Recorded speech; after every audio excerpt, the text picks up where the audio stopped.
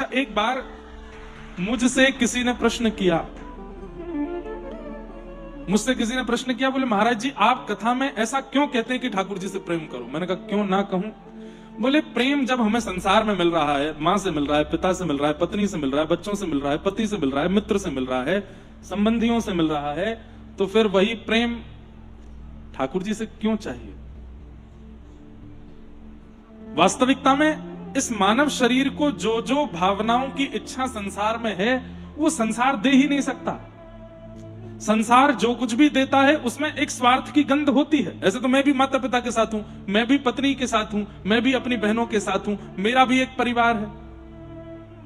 लेकिन ठाकुर जी से जो प्रीति का रस प्राप्त होता है उस रस के आगे सब फीके लगते हैं। इस संसार में वो रस है ही नहीं, वो भाव है ही नहीं, वो स्थिरता, वो दृढ़ता, वो एक ठौर जिसके बाद आपको कुछ नहीं चाहिए, आपकी भाग दौड़ खत्म हो जाए, वो संसार दे ही नहीं पाएगा। वो तो किशोरी जी देती, वो तो ठाकुर जी देते हैं। संत श्री तुकाराम जी महाराज क्यों इतने प्रसन्न रहते? विपरीत पत्नी प्राप्त होने के बाद भी प्रसन्नता का कारण क्या था? क्योंकि प्रेम की अपेक्षा पत्नी से थी ही नहीं। विठोबा दे रहे हैं ना, मेरे विठ्ठल दे रहे हैं, उसके आगे संसार का प्रेम प्रीति नहीं चाहिए।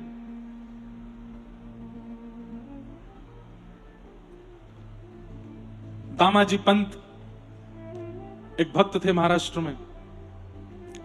महाराष्ट्र में एक बार अकाल पड़ गया था और उस अकाल में अनेक लोगों की जानें जा रही थी। दामाजी पंत एक राजा के सूबेदार थे, तो एक नगर का जितना भी टैक्स आता था व्यापारियों का, लोगों का, वो सब एक नगर के एक व्यक्ति के पास आता है। ऐसे अनेक नगरों के व्यक्ति इकट्ठा करके राजा को देते। तो एक नगर के सूबेदार थे। दामाजी पंत आज भोजन करने के लिए बैठे और अन्न खाते समय सोच रहे थे कि बाहर किसी बालक की रोने की आवाज आ रही है, किसी परिवार की कोई माता रो रही है। क्यों? अन्न नहीं है, लोग मर रहे हैं और मैं यहां चैन से भोजन कर रहा हूं। बाहर निकल करके देखा भूखमरी, लोग मर रहे थे, बच्चे रो रहे हैं, अपनी माता से कह रहे हैं हमें भूख लगी, कुछ खिलाओ। कई बच्चे तो मिट्टी खा रहे थे, भूख सहन नहीं कर पाए तो मिट्टियां खा रहे थे। ये सब देख करके जब दामाजी पंत का हृदय द्रवित हो गया तो मन में सोचने लगे मैं कैसे बैठा रह सकता हूं। और राजा को देने वाला जो कर था, मतलब साल भर में सब व्यापारियों से जितना टैक्स इकट्ठा करते राजा को देना था, वो सब राजा को ना दे करके भंडार खोल दिया और उसका अन्न सामग्री खरीद करके और राजा के तहखाने की जो अन्न सामग्री थी सब खोल करके लोगों में बंटवा दिया बिना राजा से पूछे।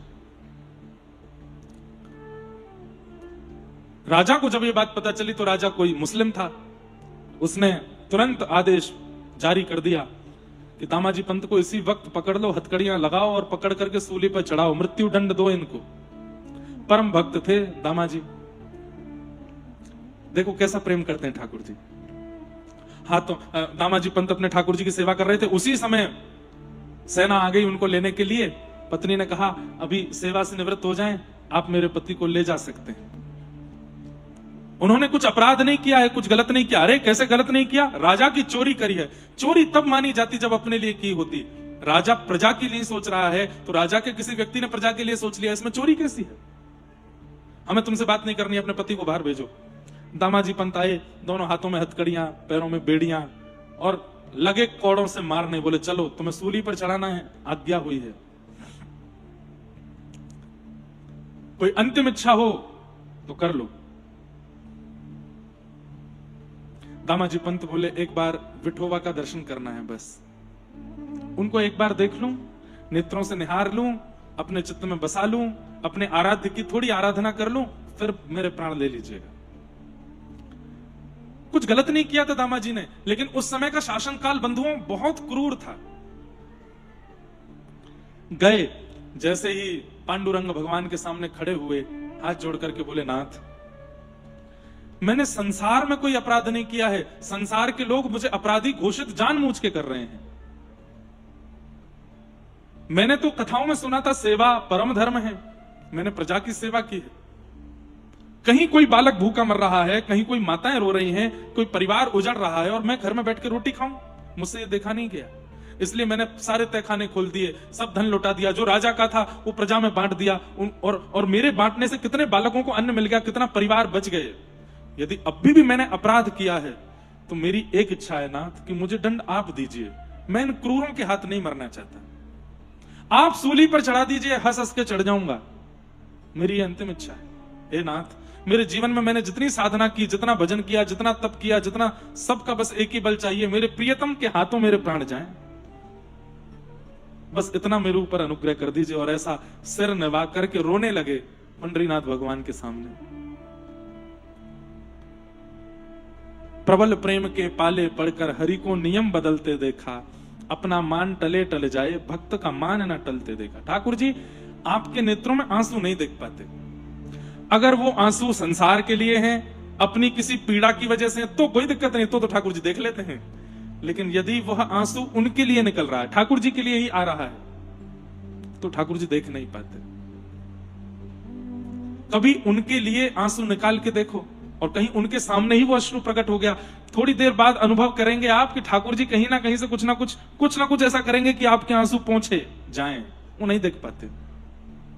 कितनी बार अनुभव ऐसा किया, ठाकुर जी के सामने नेत्र सजल हुए, तुरंत ठाकुर जी ऐसी कोई योजना व्यवस्था बनाते हैं कि आप खिलखिल करके हंसने लगो, आप रो नहीं पाओगे। वो नहीं देख पाते आपका रोना।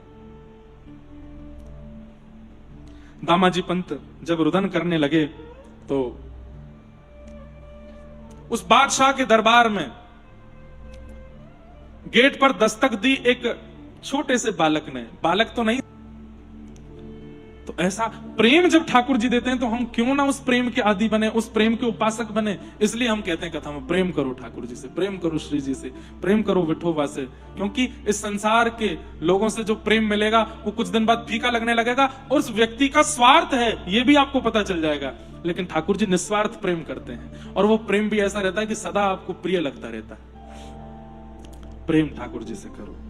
आज कथा में कृपा करके परम पूजनीय भागवताचार्य श्री कृष्ण कृपांकित विकासानंद जी महाराज मिसाल संत पंढरी अहिल्यानगर से पधारे हैं। ऐसे पूज्य महाराज जी आज पधारे हैं। आपको बहुत बहुत प्रणाम, बहुत बहुत वंदन, बहुत बहुत स्वागत। समझा दिया परीक्षित को सुखदेव जी ने कि प्रश्न तुम्हारे लिए उचित नहीं है कि मुक्ति का उपाय क्या है। परीक्षित बोले तो फिर मैं क्या प्रश्न करूं? बोले तुम तो ये प्रश्न करो कि इन 7 दिनों में मुक्ति तो मुझे मिल ही जानी है, पर मृत्यु से पहले, मुक्ति से पहले 7 दिन के अंदर अंदर जीवित अवस्था में ठाकुर जी का दर्शन कैसे हो, यह प्रश्न करो। मुझे ठाकुर जी कैसे मिलेंगे? जैसे अंधे को मिल जाए ज्योति, निर्धन को मिले हीरे मोती, ऐसे पतझड़ में फूल खिल गया, मेरा सांवरा मुझे मिल गया, ओ मेरा सांवरा मुझे मिल गया। ओ जैसे अंधे को मिल जाए ज्योति, निर्धन को मिले हीरे मोती, ओ जैसे पतझड़ में फूल खिल गया, मेरा सांवरा मुझे मिल गया, मेरा सांवरा मुझे मिल गया। कैसे मिलेंगे नाथ, कृपा करके मुझे ये बताओ। और जैसे ही परीक्षित जी ने ये प्रश्न किया है कि महाराज समीचीनन वचो ब्रह्मन सर्वज्ञस्य त्वानघ तमो विशीर्यते मह्यम हरेह कथयतः कथाम। अब मुझे ये इच्छा नहीं है कि मेरी मुक्ति कैसे होगी, कृपा करके केवल इतना बता दीजिए कि ठाकुर जी कैसे मिलेंगे, वो प्रियतम कैसे मिलेंगे, वो श्याम सुंदर कैसे मिलेंगे, मैं ऐसा क्या निर्माण करूं, कैसा व्यवहार करूं, कैसा विचार करूं, कैसा कर्म करूं जिससे वो मुझे मिले, कृपा कर बताओ। तब परीक्षित जी महाराज ने, तब सुखदेव जी महाराज ने परीक्षित को भागवत की कथा सुनाना प्रारंभ किया और कहा जो जो मैं कहता जा रहा हूं, जो जो प्रसंग भाव सुनाता जा रहा हूं, परीक्षित तुरंत उनको चित्त में धारण करते जाना। 7 दिन के अंदर तुमको ठाकुर जी का अनुभव होगा। आज भी योग्यता है भागवत में भगवत दर्शन कराने की, पर व्यक्ति इस संकल्प से बैठे तो सही कि मुझे दर्शन करना है। आज भी दर्शन होता है। वृंदावन में एक संत थे, उनका नाम था श्यामानंद। क्या नाम था? एक तो हमको भक्तों के चरित्र इतने याद आ जाते हैं बोलते बोलते, और वाक्य का प्रतिपादन और उसके प्रति सजगता श्रोताओं की बन जाती है, इसलिए हम भक्त चरित्र सुनाते हैं। तो श्यामानंद जी महाराज एक संत थे। वृंदावन में एक जगह है सेवा कुंज, आप में से वृंदावन गए कितने लोग हैं? हाथ ऊपर करो। वाह, बहुत अच्छा, लगभग सब गए हैं। सेवा कुंज दर्शन कीजिएगा। सेवा कुंज हमारा पुराना घर वही है, सेवा कुंज में, जहां रास विहार करते करते करते श्री जी जब थक गई, थक के बैठ गई, तो श्री ठाकुर जी ने उनकी सेवा की है, वहां चरण दबाए। प्यास लगी तो ठाकुर जी ने वंशी से एक कुंड खोल करके और वहां जल पिलाया, उसी को सेवा कुंज कहते हैं। आज भी प्रिया प्रियतम वहां रास विहार करते हैं। रात्रि में किसी को वहां रुकने नहीं दिया जाता है। सुबह आप जाओगे तो इतने बंदर, पर रात्रि में एक सिंगल बंदर भी अंदर नहीं रहता है। जितनी भी वहां की लता गुल्म वृक्ष हैं सब गोपी बन जाते हैं रात्रि, ऐसी मान्यता है। और ठाकुर जी रात में वहां रास विहार करते हैं। जिसने भी अंदर रुकने का प्रयास किया आज तक, सुबह उठते ही या तो वो मृत्यु को प्राप्त पाया, या फिर वो देख अंधा हो गया, बता नहीं पाया, या फिर वो पागल हो गया, विक्षिप्त हो गया। ठाकुर जी दिख भी जाएंगे ना, तो उसके बाद में स्थिति ऐसी हो जाएगी, किसी संसार के लायक रह नहीं पाएगा वो व्यक्ति।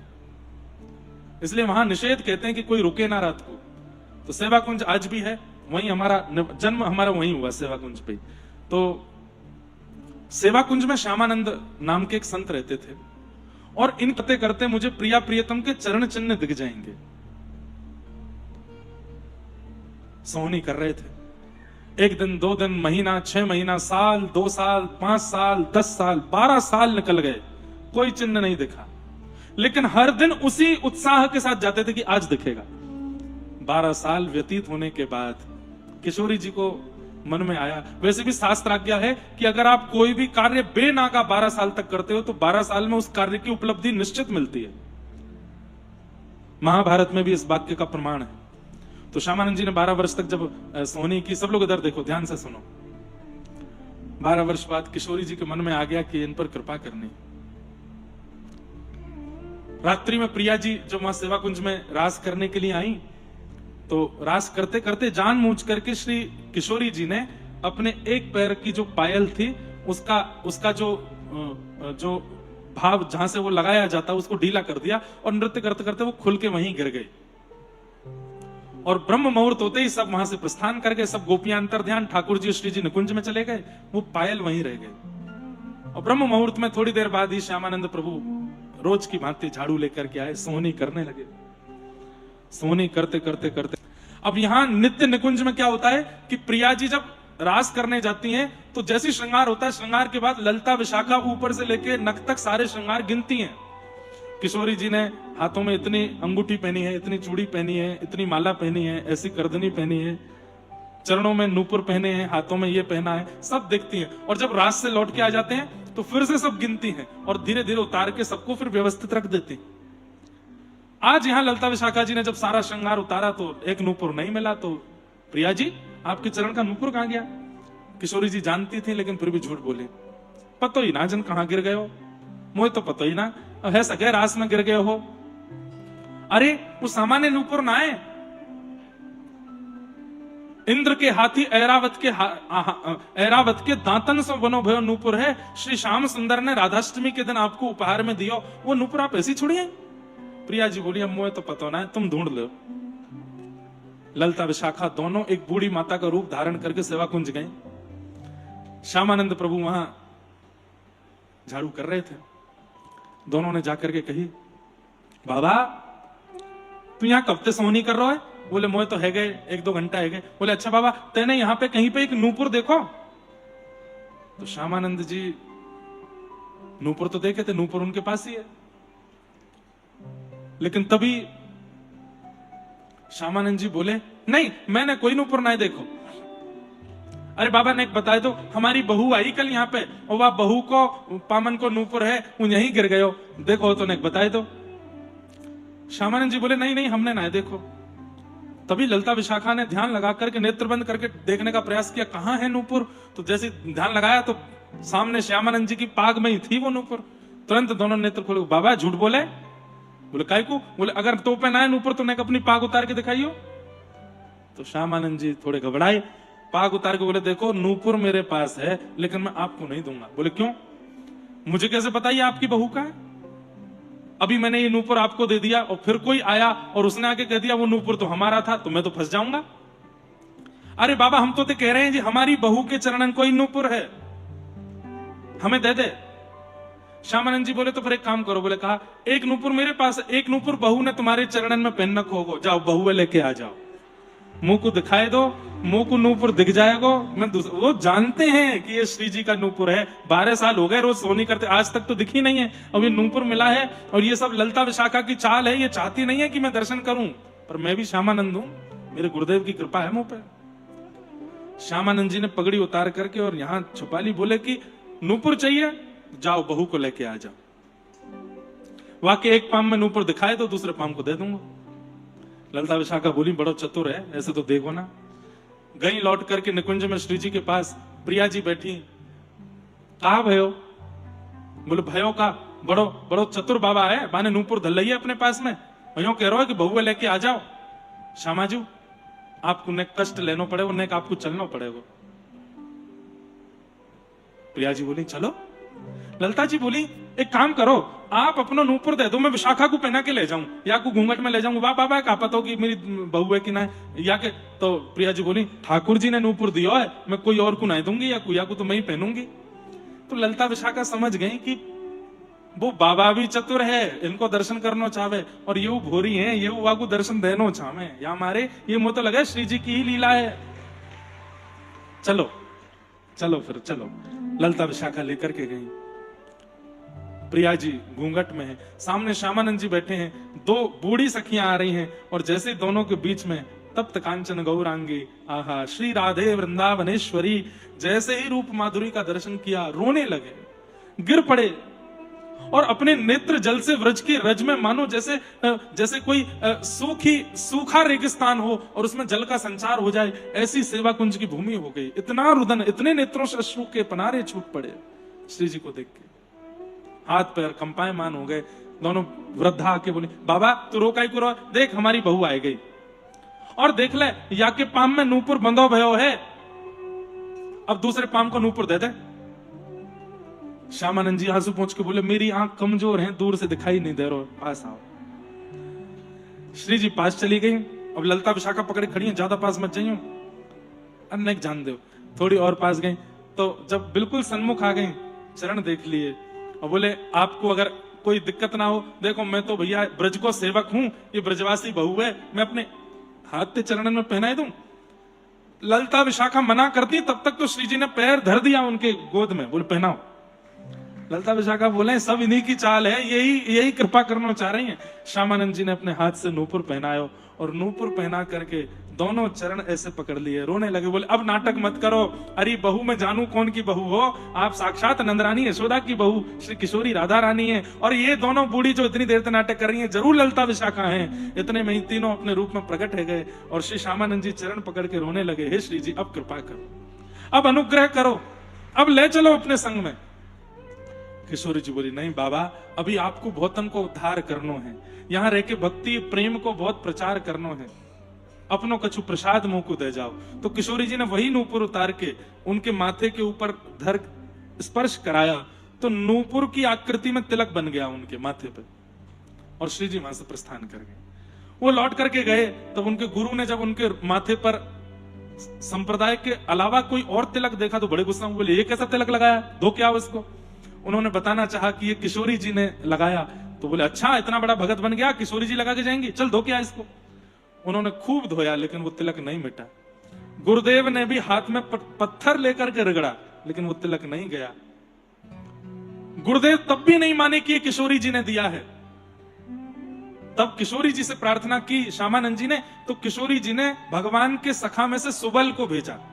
अभी की घटना है, 300 वर्ष पहले की।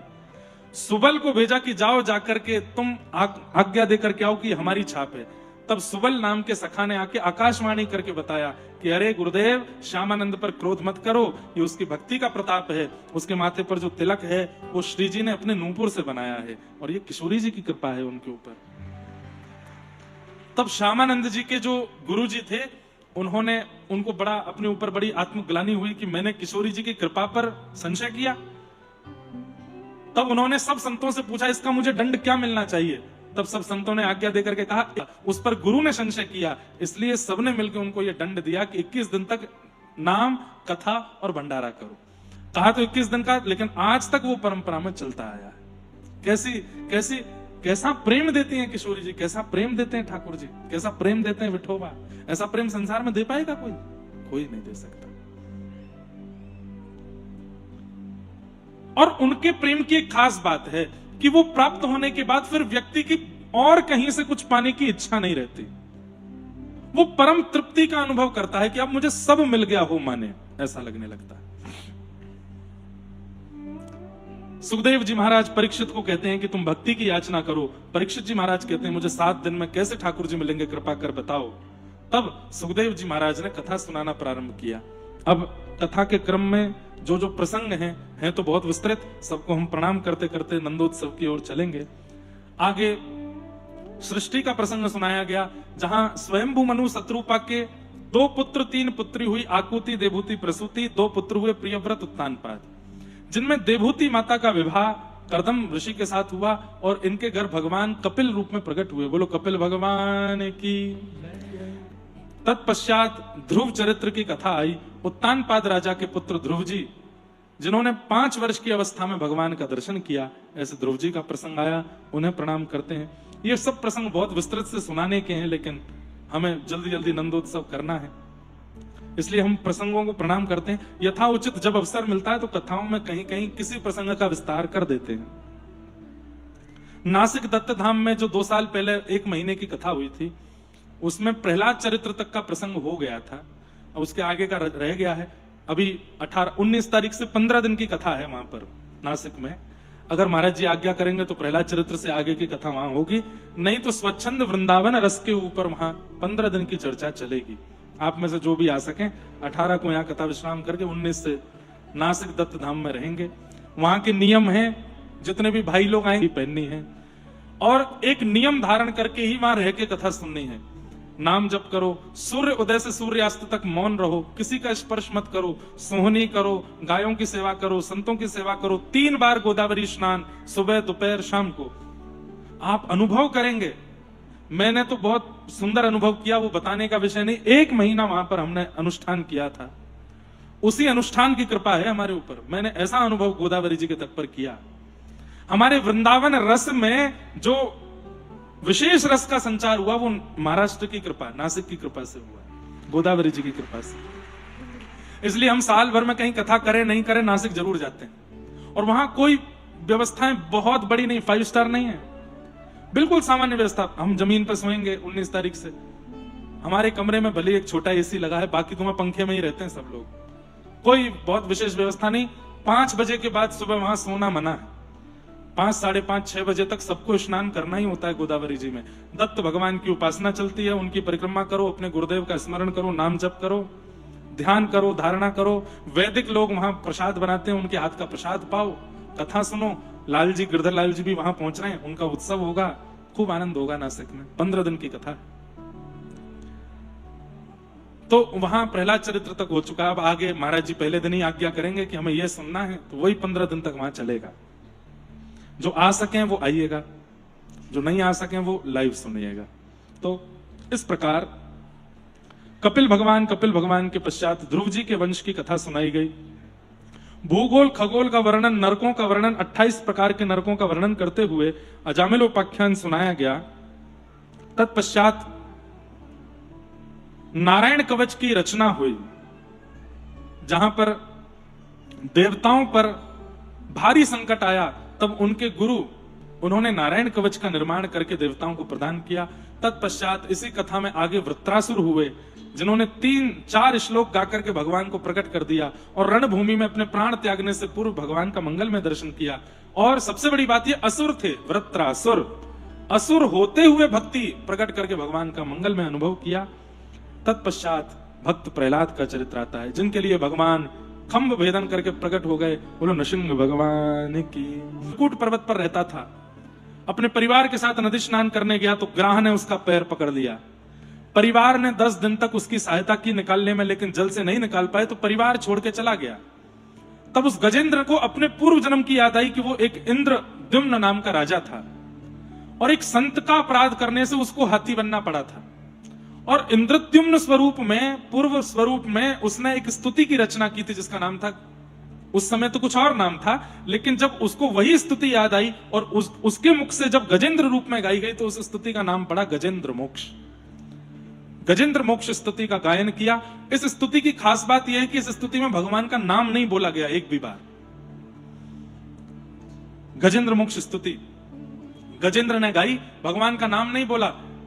आकाश में सारे देवता प्रकट हो गए, सब ऊपर से झांक रहे हैं, लेकिन कोई उसकी रक्षा करने नहीं जा रहा। क्यों? सब देवता सोच रहे हैं हमारा नाम बोलेगा तो हम जाएंगे। एक बार कहते हे महादेव आ जाओ तो तुरंत चला जाऊंगा, एक बार कहते हे दुर्गा मैया आ जाओ तुरंत चली जाऊंगी, एक बार कहते हे गणपति बप्पा मोरया, गणेश जी कह रहे हैं मैं तुरंत जाऊंगा। सब देवता खड़े हैं लेकिन कोई भी उसकी रक्षा करने नहीं गया। स्तुति गाता जा रहा है, तभी अचानक से शेषनाग पर पौड़े हुए भगवान उठ करके खड़े हुए, गरुड़ जी को कहा आओ। सब देवता बोले नाथ मत जाइए, अभी नाम तो लिया ही नहीं उसने। एक बार भी नहीं कहा कि शंख चक्र गदा पद्मधारी मेरी रक्षा करने आइए, एक बार भी नहीं कहा हे सारंग पाणी भगवान मेरी रक्षा करने आइए, वैकुंठ नाथपति मेरी रक्षा करने आइए। अभी रुक जाइए, एक बार बोलने तो दीजिए। भगवान बोले उसने इतनी लंबी स्तुति गा दी, एक भी नाम नहीं है। बोले इसीलिए तो कह रहे हैं कि आप मत जाओ। बोले भाई देखो, सहस्त्र नाम में मेरा एक नाम यह भी है कि मेरा कोई नाम नहीं है, मैं अनामी हूं। जहां कोई नहीं है वहां मैं हूं। भाई इधर देखो सब लोग, लावारिश जमीन पड़ी होती है ना, जिस पर किसी की पावर अटॉर्नी नहीं है या किसी का नाम नहीं है, सरकार की हो जाती है वो ऑटोमेटिक। जिस घर में कोई रहता नहीं, जिस घर का कोई स्वामी नहीं, जिस बिल्डिंग में कुछ नहीं होता, जो जमीन लावारिश पड़ी हो, खेत लावारिश पड़ा हो, लावारिश नाम का कोई शब्द होता ही नहीं है। जिस पर किसी का अधिकार नहीं उस पर सरकार का अधिकार होता है, सरकार उसको अपने अंडर में ले लेती है। भगवान बोले सारी स्तुतियों में नाम है, तो जिनमें नाम है वो स्तुति उन देवताओं की है। ये स्तुति अभी तक लावारिश पड़ी है, ये मेरी है, इस पर सरकार का अधिकार है, मैं जाऊंगा। और तुरंत गरुड़ पर आविर्भाव होकर के ठाकुर जी विराजमान होकर के शंख चक्र गदा पद्म धारण करके निकल पड़े गजेंद्र की रक्षा करने। पूरी स्तुति में गजेंद्र ने नाम नहीं लिया, लेकिन जैसे ही आकाश की ओर देखा, गरुड़ पर विराजमान होकर के नारायण आ रहे हैं, तब स्तुति के अंत में कमल का एक पुष्प उस सरोवर से तोड़ करके आकाश की ओर करते हुए नारायण खिल गुरु भगवन नमस्ते, मैं आपको प्रणाम करता हूं। अंत में भगवान का नाम लिया और भगवान ने सुदर्शन चक्र से उस ग्राह को नष्ट करके गजेंद्र की रक्षा की। ऐसे सुंदर गजेंद्र मोक्ष की कथा भागवत में। तत्पश्चात भगवान के वामन अवतार की कथा आती है, जहां पर देवासुर संग्राम हुआ, देवता और दैत्यों में युद्ध हुआ, और जिसके कारण दैत्य जीत गए, राक्षस जीत गए और स्वर्ग से सारे देवताओं को भगा दिया। तीनों लोगों पर राक्षसों का अधिकार, और राक्षसों के राजा उस समय बलि थे, बलि राजा बन गए तीनों लोगों के। देवताओं ने प्रार्थना की, तब भगवान देवताओं की माता अदिति के गर्भ से वामन बन के प्रकट हुए, और वामन बन के भगवान ने कहा,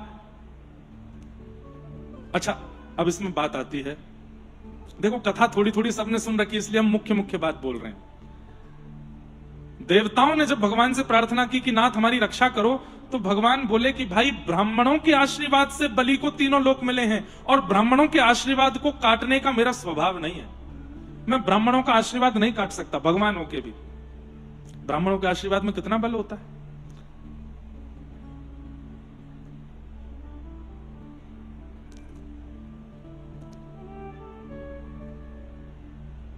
कितना बल होता है।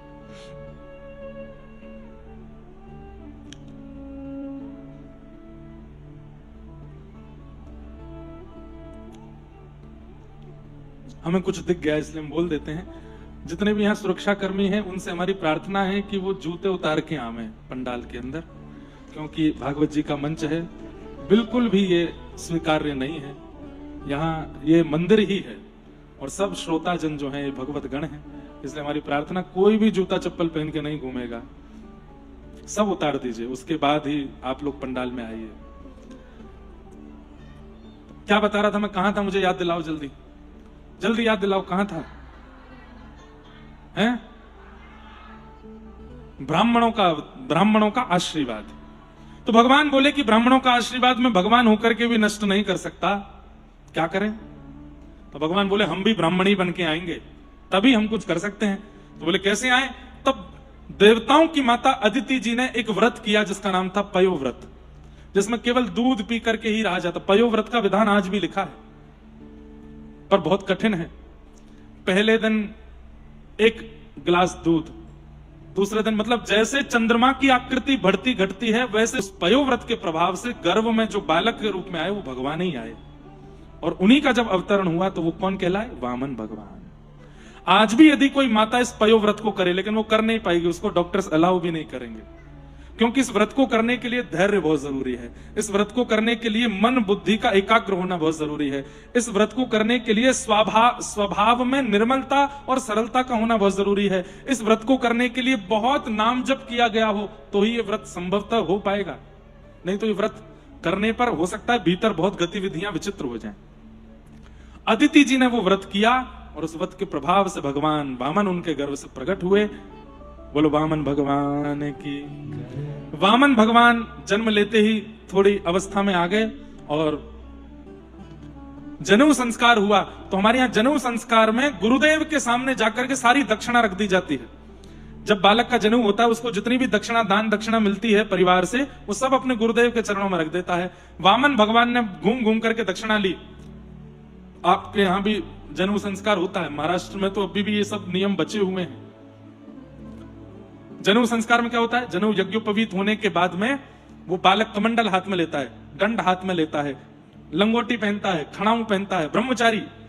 और जितने भी लोग वहां आए होते हैं, मौसी मौसाजी, चाचा चाची, काका काकी, दादा दादी, नाना, सबके आगे जाएगा और वो बालक जाके कमंडल आगे करके कहता है, हे माते भिक्षाम देही, मुझे भिक्षा दो। और वो लोग सामग्री लाए होते हैं, उसको वस्त्र देते हैं, अन्न देते हैं, ये सब होता है यज्ञोपवीत में। फिर जितनी सामान उसके पास इकट्ठा होता है, सबको ले जाके वो गुरुदेव के चरणों में देता है, जिन्होंने यज्ञोपवीत कराया। जैसे ही वामन भगवान ने समस्त सामग्री ले जा करके गुरुदेव के चरणों में अर्पित की, गुरुदेव ने कहा, ये नहीं चाहिए वामन, तो क्या चाहिए? बोले, बलि से तीनों लोक लेकर के आओ, हमको वही भिक्षा में चाहिए। तब भगवान वामन बलि के यहां गए। बलि यहां गुजरात में एक स्थान पड़ता है भरूच, वहां समुद्र के तट पर, जहां नर्मदा जी समुद्र में मिलती है, वहां यज्ञ कर रहे थे। दूर से वामन भगवान को आते हुए देखा तो बलि महाराज कहने लगे, मुझे तो ऐसा लगता है कि साक्षात मेरे यज्ञ से प्रसन्न होकर सूर्य नारायण आ रहे हैं, साक्षात अग्निदेव आ रहे हैं। जैसे ही द्वार पर आके खड़े हुए, इतने से थे वामन भगवान, छोटे से, ये हाथ में छत्र लेकर के, कमंडल लेकर के, गदमदरा से हाथ पैर, अत्यंत मधुर स्वरूप और चौड़ी चोटी, यज्ञोपवीत गले में पहने, केवल एक लंगोटी पहन के आ गए। बलि दैत्यों का राजा और तीनों लोकों का स्वामी वामन भगवान के सामने जाके खड़ा हो गया, चरणों में प्रणाम करके बोला, आज मेरे धन्य भाग्य, मेरे यज्ञ के प्रताप से एक दिव्य विप्र का मुझे दर्शन हुआ है। मांग लीजिए क्या चाहिए आपको। मैंने बड़े बड़े त्रिपुंडधारी, जटाधारी, मठाधारी देखे, लेकिन इतना छोटा सा वामन, वामन विप्र को भी कहते हैं, ब्राह्मण को भी वामन कहते हैं। बोले, मैंने इतना छोटा सा वामन पहली बार देखा, क्या दे दूं आपको, क्या दान करूं आपको, कृपा कर बता दीजिए। आप कहें तो महल बनवा दूं, आप कहें तो मैं आपके लिए सब व्यवस्था वहां कर दूं। बहुत सुंदर संवाद है बलि वामन का। तो जैसे ही बलि ने कहा मैं महल बनवा दूं, तो वामन भगवान बोले, महल में हम अकेले कैसे रहेंगे, साथ में रहने वाला कोई तो चाहिए। तो बलि बोले, मैं आपका एक सुंदर ब्राह्मणी कन्या से ब्याह करा दूंगा, दोनों दंपति रहिएगा उसमें। वामन भगवान बोले, ब्याह तो हो जाएगा, पर ब्याह के बाद बालक जन्म लेंगे, उन बालकों का भरण पोषण, खान पान, वो सब। बलि बोला, चिंता मत कीजिए, महल खाली नहीं दूंगा मैं, तिजोरियां भर भर के दूंगा, तहखाने भर भर के दूंगा, बालकों का भी लालन पालन। तो वामन भगवान बोले, अब बालक जब होंगे तो अच्छे से ही होंगे, 10-15 तो होंगे ही, उन सब की पढ़ाई लिखाई। बलि बोला, आपको पता बलि कौन है? हिरण्यकश्यप, ये प्रहलाद जी का परनाती है बलि। तो बलि बोला कि मेरे पर दादा हिरण्यकश्यप, उनका एक विश्वविद्यालय है, हिरण्यकश्यप दानव विश्वविद्यालय, उसमें आपके बालकों की फ्री फीस हो जाएगी, उसमें पढ़वा दूंगा मैं, आप चिंता मत लो। वामन भगवान बोले, अच्छा। अब 10-15 बालक होंगे, उनमें से एक आध हो सकता है पधार जाए। बोले, भैया कुछ भी हो सकता है। वो लोग, उनके पधारने पे फिर रोना पड़ेगा, रोएगा कौन? बलि बोले, जब बालक आपके जाएंगे तो फिर आप ही रोगे, मैं तो नहीं आऊंगा उसमें रोने के लिए। वामन भगवान पूरी बात करके बोले, जिस काम को करने से रोना पड़े हमको नहीं करना, हमको नहीं चाहिए। बलि बोला, आप इतनी देर से खड़े होकर के मेरी बातें सुन रहे हो, सब कह रहे हैं, और अंत में आके फिर मना कर देते हैं। अरे कुछ तो ले लीजिए, तीनों लोगों का स्वामी आपके सामने खड़ा है, कुछ तो ले लीजिए मुझसे, मुझे बहुत लज्जा होगी अगर मैं आपको कुछ नहीं दूंगा तो। वामन भगवान बोले, वचन दो, जो मांगेंगे सो दोगे। बोले, देखना 3 पग जमीन चाहिए, वो भी अपने पैरों से नापूंगा मैं। बलि बहुत जोर से हंसा, हंसते हंसते गिर गया। बोले, 3 लोगों के स्वामी के पास आकर के 3 पग जमीन मांग रहे हो, वो भी आपके पैरों से नपी हुई, छोटे छोटे से चरण हैं आपके।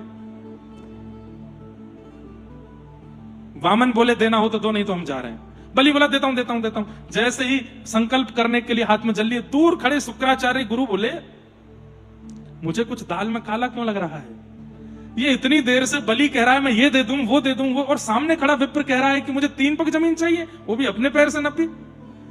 यजमान दे रहा है और ब्राह्मण नहीं ले रहा है, इसका मतलब उसके ब्राह्मण होने में संशय है, वो ब्राह्मण नहीं है। ब्राह्मण मना नहीं करेगा, जो दोगे सब ले लेगा। आप 1 रुपया दो चाहे 1 करोड़ दो, सब स्वीकार है, मना नहीं कर सकता। ये मना कर रहे हैं, ये ब्राह्मण है, ये इस पर मुझको संशय हो रहा है। शुक्राचार्य जी ने नेत्र बंद करके ध्यान लगा करके देखा, कौन है ये बलि के द्वार पर जो आए हैं। अभी देखा, आहा, सहस्त्र शीर्षा पुरुषा, सहस्त्राक्ष, सहस्त्रपात, सहस्त्र मुख वाले, सहस्त्र हाथ वाले, सहस्त्र पैर वाले, साक्षात का वरदान दिया। ये तुरंत विराट होकर के 2 पैर से तीनों लोग नाप लेंगे, तू कंगाल हो जाएगा।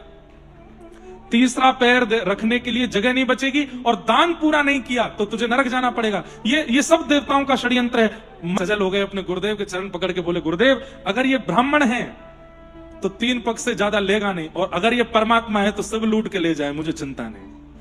और मेरे ऊपर तो आपकी कृपा है, मेरे ऊपर तो आपका अनुग्रह है कि आपने मुझे परमात्मा का दर्शन किया। गुरु की यही तो कृपा कि वो बता दे परमात्मा कौन।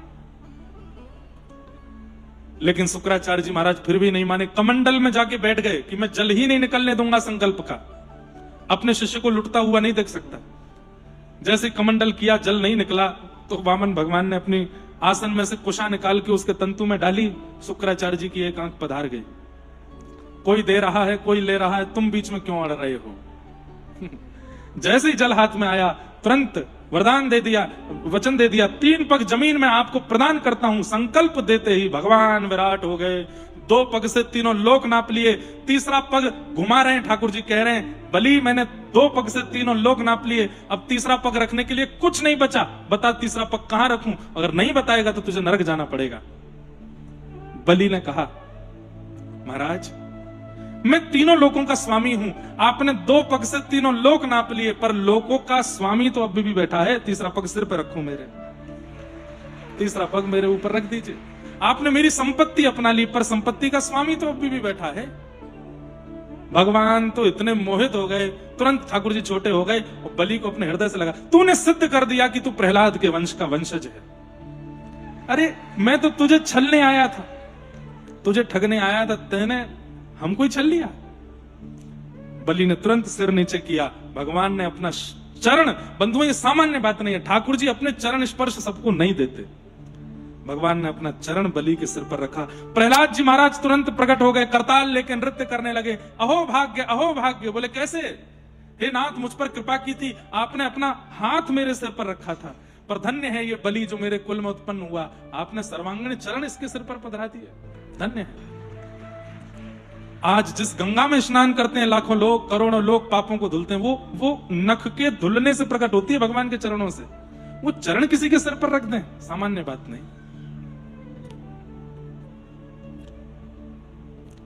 इस प्रकार और भी कथा है आगे। तो बलि से भगवान ने कहा, मांग लो क्या चाहिए। बलि ने कहा, कौशलेंद्रो वतान। बोलो राजा रामचंद्र भगवान की। प्रभु श्री राम की मधुरतम कथा सुनाई गई। तत्पश्चात चंद्रवंश के राजाओं का चरित्र सुनाया, और कृष्ण कथा 2 श्लोकों में सुना करके राजा परीक्षित को श्री सुखदेव जी मौन हो गए। परीक्षित ने कहा, भगवान, जिन कृष्ण ने मेरे मां के गर्भ में आके मेरी रक्षा की, उनका इतना सूक्ष्म चरित्र नहीं, उनका चरित्र मुझे विस्तार से सुनाओ। और यहां से अब कृष्ण जन्म की कथा सुखदेव जी सुनाते हैं। कथितो वंश विस्तारो भवता सोम सूर्ययो राज्ञां चोभय वंशाना चरितम परमाद्भुतम। मुझे विस्तार से कृष्ण लीला सुनाइए नाथ, कृपा कीजिए। तब यहां से श्री परीक्षित जी, सुखदेव जी महाराज सुनाना प्रारंभ करते हैं। पृथ्वी पर जब बहुत राक्षसों का भार भर गया, तब पृथ्वी ने भगवान से प्रार्थना की, नाथ आप अवतार लीजिए। तब भगवान ने आकाशवाणी करते हुए बताया, वसुदेव गृहे साक्षात भगवान पुरुष परः जनिष्यते तत्प्रियार्थम सभवन्तु सुरस्त्रियः। भगवान ने आकाशवाणी करके बताया कि अरे देवताओं, पृथ्वी तुम चिंतित मत हो, मैं वसुदेव जी के घर साक्षात रूप धारण करके व्रजमंडल में जन्म लेने वाला हूं। पृथ्वी के समस्त भार को हल्का करूंगा, बस प्रतीक्षा करो। सूरसेन मंडल के राजा थे सूरसेन, उनके पुत्र थे वसुदेव। वसुदेव जी का विवाह देवक राजा की बेटी देवकी के साथ हुआ। देवक के बड़े भाई का नाम उग्रसेन था, इनके पुत्र का नाम कंस था, जिसके नाते से देवकी जो है वो कंस की चचेरी बहन थी, चाचा की बेटी। जब वसुदेव जी का विवाह देवकी के साथ हुआ तो कंस रथ हाँकता हुआ विदा करने जा रहा था। संपूर्ण मथुरा वासियों में बहुत भय था कंस के प्रति। तब इनके मंत्रियों ने कंस को सुझाव दिया, कुछ ऐसे पब्लिसिटी स्टंट आपको करने पड़ेंगे जिससे मथुरा के लोगों का आपके प्रति स्नेह हो, प्रेम हो। तो क्या करें? बोले बहन को स्वयं विदा करो, कोई सारथी नहीं, आप ही सारथी बनो। ये दृश्य जब पूरा मथुरा देखेगा सबके नेत्र सजल हो जाएंगे। और ये बहनों की विदाई वाला क्षण बड़ा भावुक होता है, उसमें आप चार चांद लगा दोगे यदि स्वयं रथ हाँकोगे तो मथुरा के लोग कहेंगे, अरे देखो हमारे मथुरा नगर का राजा, इतना बड़ा राजा होते हुए स्वयं रथ चला रहा है। कंस बोला ये अच्छा है। जैसे ही कंस रथ पर बैठा, मगरमच्छ के आंसू बहा रहा था, रथ चला रहा था। मथुरा के लोग देख देख करके कंस पर वारे वारे जा रहे थे, कितना अच्छा भाई, भाई हो तो कंस जैसा मिले। देवताओं ने आकाश में विचार किया कि कंस कहीं पूजने ना लग जाए भगवान की तरह। क्या पता भगवान का अवतरण हुआ उससे पहले कंस की इतनी पूजा करने लगे कि भगवान को कोई भगवान ही ना माने। कंस की सच्चाई सबके सामने आनी चाहिए। तुरंत आकाशवाणी करते हुए कंस को कहा, ए कंस, तू जिस बहन को विदा करने जा रहा है, इन्हीं का 8वां बालक तुझे मारेगा, तेरा काल होगा। ये बात सुनते ही कंस आंसू आंसू भूल गया। मथुरा के लोगों को क्या दिखाना है सब भूल भाल गया। तलवार हाथ में लेकर के तुरंत देवकी के केश पकड़ करके सर धड़ से अलग करने को चलाने लगा। वसुदेव जी ने तुरंत रोक दिया, इनको मत मारो, ये तुम्हारा काल नहीं है, तुम्हारी बहन है। और देखो सब मथुरावासी तुमको देख रहे हैं। कंस को याद आया, तुरंत तलवार भीतर रखी, बोले लेकिन मैं तुम्हें छोड़ूंगा नहीं, इनका 8वां पुत्र मेरा काल होगा, उसके लिए कुछ निधान करना पड़ेगा। वसुदेव जी बोले मैं वचन देता हूं, जितने बालक जन्म लेंगे मैं सब तुमको दे दूंगा, इनको छोड़ो। मन तो एक और दूसरा इसलिए भी डर लगता है कि मेरे जीवन का जितना लेखा जोखा है, अभी तो मैंने कुछ नहीं भोगा, मृत्यु के बाद ही हमारा सब भोगवाएगा, इसलिए मृत्यु का भय उसके चित्त में सदा बना रहता है। लेकिन परम वैष्णवों को मृत्यु से भय नहीं लगता। कंस को मृत्यु से इतना भय लगता है, वो मरना नहीं चाहता। कारागृह में डाल दिया वसुदेव देवकी को, 6 बालकों की हत्या कर दी। 7वें बालक के रूप में बलराम जी महाराज गर्भ में आ गए। भगवान ने तुरंत योग माया वैष्णो देवी का आवाहन करके कहा, ये हमारे शेषनाग भगवान गए हैं 7वें बालक के रूप में, ये जन्म लेते ही वो कर देंगे जो मुझे करना है। क्या कंस को मार देंगे? ये इसका गर्भ स्थानांतरित करो, देवकी मैया के गर्भ से इनको निकाल के कहीं और शिफ्ट करो। बोले कहां करें? बोले वसुदेव पिताजी की एक पत्नी रोहिणी जो है वो गोकुल में रहती हैं, उनके गर्भ में इनको भेजो। तब 7वें बालक का स्थानांतरित करके उनको रोहिणी जी के गर्भ में भेज दिया। और कंस को यह खबर मिली कि वो बालक तो 2-3 महीने में गर्भ में ही नष्ट हो गया। अब 7-8वां आने वाला है। सैनिक बढ़ा दिए, ताले बढ़ा दिए, सिक्योरिटी टाइट कर दी, कहीं से भी मेरा शत्रु निकल के जाने ना पाए। लेकिन भादों का महीना, अष्टमी तिथि, और महाराज रात्रि के जैसे ही बिल्कुल मध्य रात्रि हुई है, मंदम मंदम जलधारा, आकाश से मंदम मंदम जलधारा गिर रही है। की मैया के गर्भ से एक दिव्य तेज प्रकट हुआ, और शंख की मैया के गर्भ से एक दिव्य तेज प्रकट हुआ, और शंख चक्र गदा पद्म धारण करके भगवान श्री कृष्ण का अवतरण हुआ है। बलवान कृष्ण लाल की। अहिल्या नगर वासी बेचारे इसलिए इतने धीरे जय बोल रहे हैं कि कंस उठ जाएगा। धन्य हो आप लोग। वड़ा पाव थोड़ा कम खाया कीजिए, पूरन पोली थोड़ी कम खाया कीजिए, थोड़ी दाल और थोड़ा पौष्टिक आहार खाओ ताकि स्वर निकला करे भीतर से। 4 घंटा से हम बोल रहे हैं, हमारे गले को इतनी थकान नहीं होती, आप इतना कैसे थक जाते हो? बोलो बाल कृष्ण लाल की जय। देखो कितनी ऊर्जा छुपा के बैठे हो अंदर, कहां जाओगे इसको लेके? अब ये ऊर्जा दोबारा उठवानी नहीं पड़े, अब इसमें ही रहिएगा। जब जब जय जयकार हो, जब अब उत्सव मनाना है हम लोगों को, आज लगना चाहिए कि हाँ गोकुल प्रकट हुआ है। देखो बंधुओं, भगवान की प्रीति का एक प्रमाण और दूं, वो भगवान है, वो चाहे तो सीधे अवतार ले सकते हैं, लेकिन वो मातृ गर्भ में आते हैं, 9 महीना मैया के गर्भ में रहते हैं, माँ को पूर्ण ये अनुभव करा देते हैं कि मैं तेरा बालक हूं। और 9 महीने कैसे आए पता है?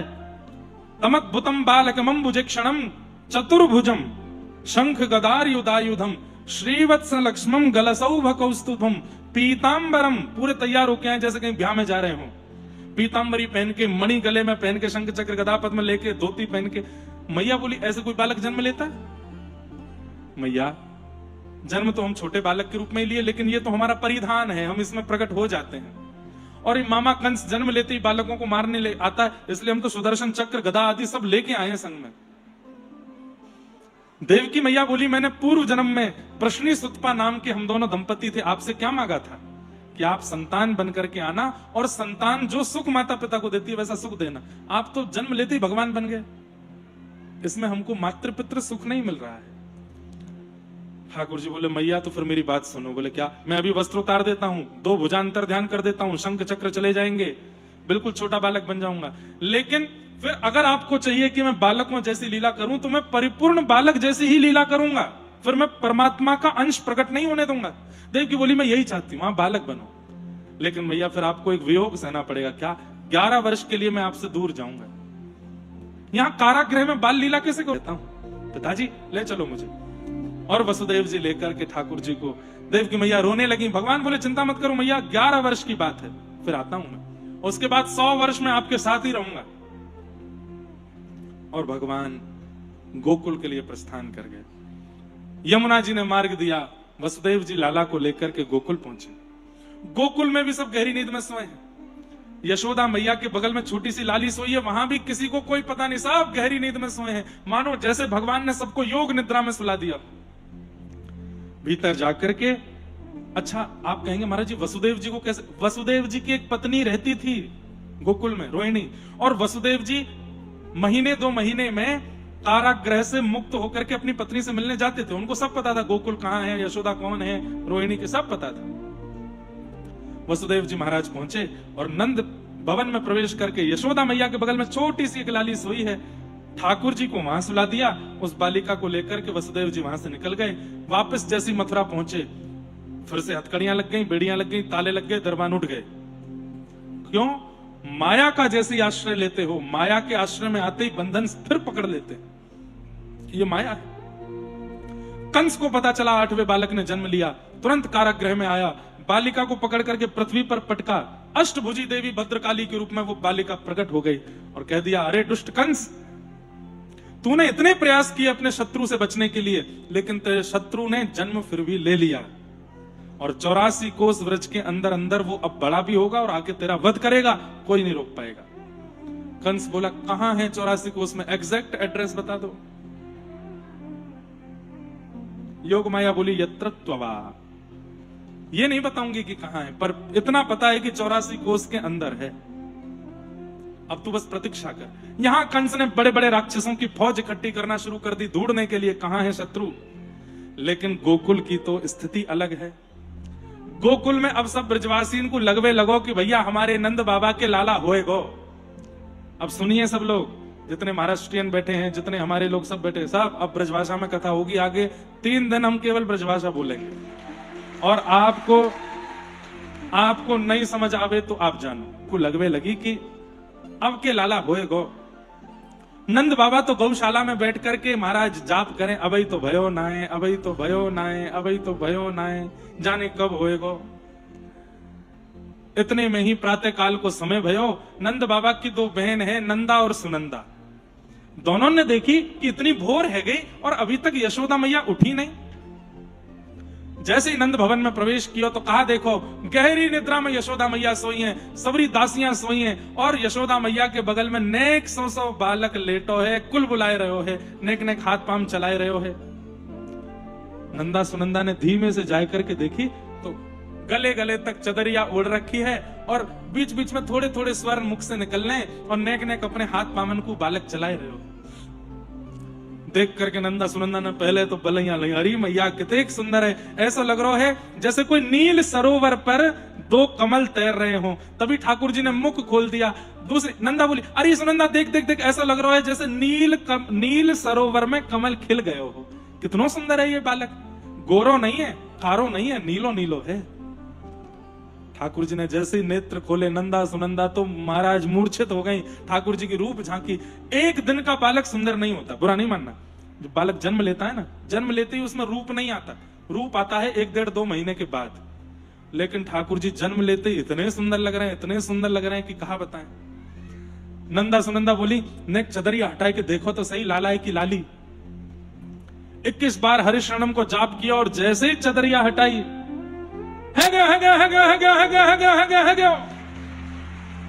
चिल्लाने लगी, एक दूसरे को मुंह बंद कियो। अभी यहां मत चिल्लाओ, सबसे पहले ये खबर नंद बाबा को देंगी। बेचारे कब से नंद वहां गौशाला में बैठे बैठे जाप कर रहे हैं, अभी तो भयो ना, अभी तो भयो ना। नंदा सुनंदा नंद भवन से बाहर निकली और पूरे वृंदावन की गली में हल्ला करती जा रही है। अटारी पर खड़े है करके, भवन से बाहर निकल के सब ब्रजवासी इकट्ठे है करके पूछ रहे हैं, अरे नंदा, अरे सुनंदा, काई को हल्ला कर रही है, कहा भयो? पूछो,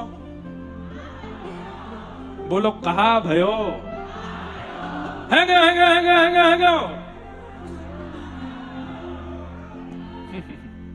पूछनो ही ना आवे आपते। मराठी में कैसे बोलते हैं? क्या हुआ को मराठी में कैसे बोलते हैं? काय झाला? अच्छा, एक बार मेरी कहीं महाराष्ट्र में कथा हुई थी। यहां ताई जी को क्या बोलते हैं? मोटी आई, मोटी आई बोलते हैं ना।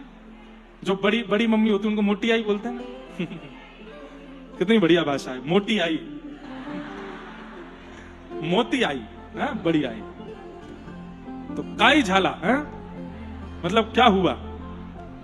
ब्रज भाषा में बोलो, कहा भयो? अरे यमुना जी की कृपा सो, ब्रजवासीन के कृपा सो, गैया की कृपा सो, सब देवी देवताओं की कृपा सो नंद भवन में लाला भयो है। बधाई हो, बधाई हो, बधाई हो। जैसे ही नंद बाबा ने सुनी लाला भयो, 80 बरस की अवस्था में लाला भयो, सब ब्रजवासी ऐसे ही, कोई थाली बजा रहा है, कोई कटोरी बजा रहा है, कोई ताली बजा रहा है, कोई झूम झूम के नाच रहा है। महाराज सब ब्रजवासी ने फेटा कस लियो, सिर पे पाग बांध ली और अपने घर से दूध घी दही ले करके एक दूसरे पे उछाल उछाल के कह रहे हैं, बधाई हो। अब देखो, जिसने भी धीमे बोला, हाँ है क्या, जिसने भी धीरे बोला, अब देखो हम 2 सेक्शन बांट देते हैं। ये बीच में ये एक रैंप है, इधर वाले और इधर वाले। हाँ, जब हम आपसे कहेंगे तो आप लोग जोर से बोलना बधाई हो, और जब आपसे कहेंगे तो आप बोलना। देखते हैं किसकी आवाज ज्यादा आवे हैं। यहाँ के सब लोग गए और जाकर के नंद बाबा से कहने लगे, बाबा बधाई हो। सीधे बैठ जाओ सबरे, थोड़े गला वला साफ करो अपना। और महाराज यहाँ अहिल्या नगर के आधे लोग गए, जाकर के नंद रानी यशोदा से बोले, बधाई हो। देख रहे हो आप लोग? भैया एक बार में निर्णय नहीं होता है ना, एक चांस और दे देते हैं बेचारों को। थोड़े आप लोग भी सीधे बैठो, थोड़ा गला वाला ठीक करो, नेक जोड़ते। ब्रजवासी यूं भूल जाओ कि आप अहिल्या नगर वासी, यूं सोचो हम ब्रजवासी हैं, और दोनों मुट्ठी बांध करके और गए सबरे नंद बाबा के पास जाके बोले, बाबा बधाई हो, नंदरानी यशोदा बधाई हो। ताली बजा दो, यही जीत गए। हो ब्रज में, हो ब्रज में, हो ब्रज में है रही जय जयकार नंद घर लाला जायो है।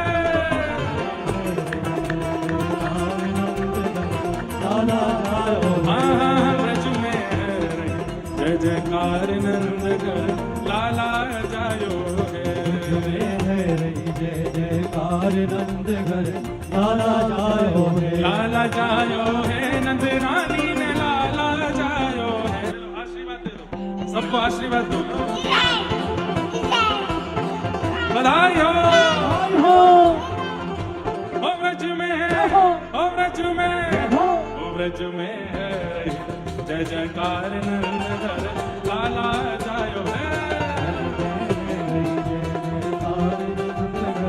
लाला जायो है, हाँ व्रज में है, जय जयकार नंद घर लाला जायो है।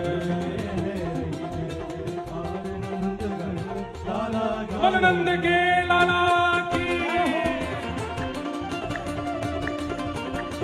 बधाई हो, जय हो।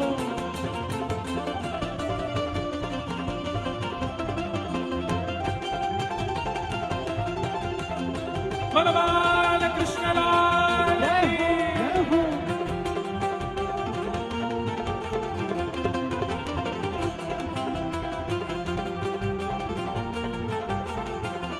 ओ ब्रज 84 कोस में भैया, 84 कोस में भैया, ब्रज 84 कोस में भैया, 84 कोस में भैया, सब कहे धन्य यशोदा मैया, यशोदा भैया, सब कहे धन्य यशोदा मैया।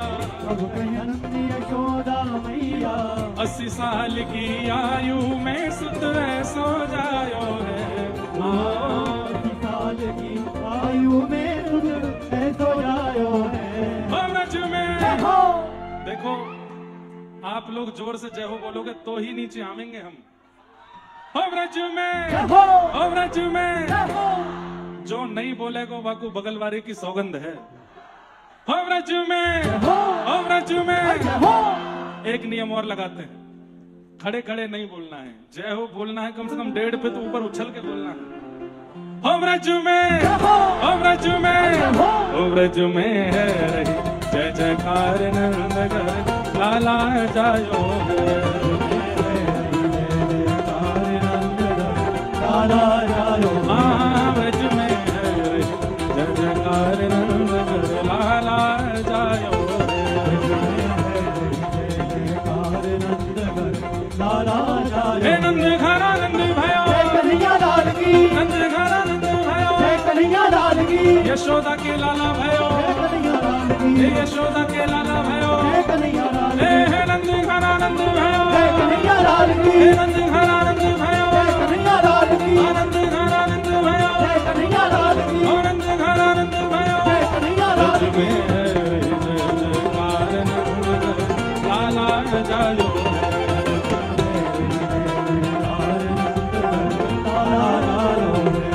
ओ ब्रज 84 कोस में भैया, 84 कोस में भैया, ब्रज 84 कोस में भैया, 84 कोस में भैया, सब कहे धन्य यशोदा मैया, सब कहे धन्य यशोदा मैया, सब कहे धन्य यशोदा मैया। सब कहे धन्य यशोदा हे हे मैया, यशोदा ओ मैया, यशोदा मैया, यशोदा ओ मैया, यशोदा मैया, सब कहे धन्य यशोदा मैया। सब कहे धन्य यशोदा मैया, 80 साल की आयु में सुत सो जायो है। 80 साल की आयु में तुझ ऐसो जायो है। अरे हाँ 80 साल की आयु में सुत सो जायो है। 80 साल की आयु में सुत ऐसो जायो है। और व्रज में जय हो। आप लोग भूल गए हैं, बगल वाले की सौगंध लगी हुई है आपको। अरे उछल के बोलना है। हो व्रज में, जय हो। हो व्रज में, जय हो। हो व्रज में है जय जयकार नंद घर लाला जायो है। लाला जायो है। हाँ, व्रज में है जय जयकार नंद घर लाला जायो है। देखो लाला जायो है। अब हम भागवत जी को प्रणाम करके नीचे आ रहे हैं और वहां बधाई भी लुटाएंगे, दधी काना भी करेंगे। एक तो एक दूसरे पर चढ़िएगा नहीं, एक दूसरे के ऊपर आइएगा नहीं, और प्रेम से सब लोग उत्सव छोड़िएगा नहीं, नृत्य करते रहिएगा। बोल नंद के लाला की जय हो।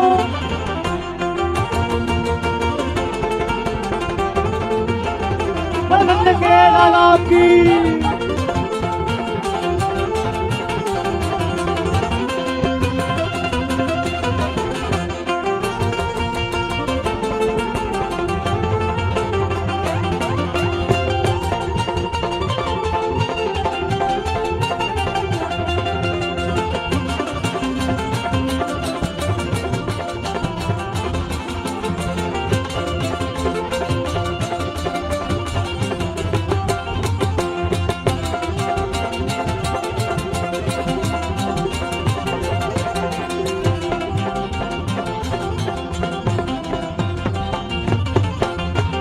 ब्रज 84 कोस में भैया, ब्रज 84 कोस में भैया, सब ही कहे धन्य यशोदा मैया, सब ही कहे धन्य यशोदा मैया। ब्रज 84 कोस में भैया, ब्रज 84 कोस में भैया, सब ही कहे धन्य यशोदा मैया, सब ही कहे धन्य यशोदा मैया। 80 साल की आयु में सुत ऐसो जायो है, 80 साल की आयु में सुत ऐसो जायो है, 80 साल की आयु में सुत ऐसो जायो है, 80 साल की आयु में सुत ऐसो जायो है। हो ब्रज में, हो ब्रज में, हो ब्रज में जय जय जयकार नंद घर लाला जायो है।